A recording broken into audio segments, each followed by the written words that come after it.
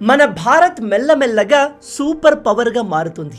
మన భారత్ ఒక అతిపెద్ద మిలిటరీ పవర్గా ఉద్భవించబోతుంది.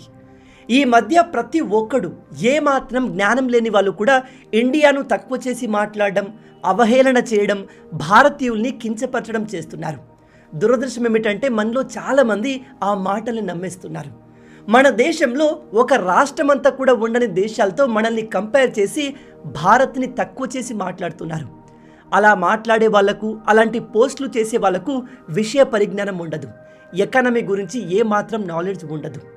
ప్రజెంట్ మన ఇండియా అఫీషియల్గా వరల్డ్లోనే 4th లార్జెస్ట్ ఎకానమీగా మారింది. మనం జపాన్ని వెనక్కి నెట్టి 4వ స్థానాన్ని దక్కించుకున్నాము. ప్రజెంట్ మన భారత GDP $4.18 trillion and very soon 2-3 సంవత్సరాల్లోనే జర్మనీని కూడా దాటేసి 3rd బిగ్గెస్ట్ ఎకానమీగా మారబోతున్నాం. ప్రపంచవ్యాప్తంగా ఉన్న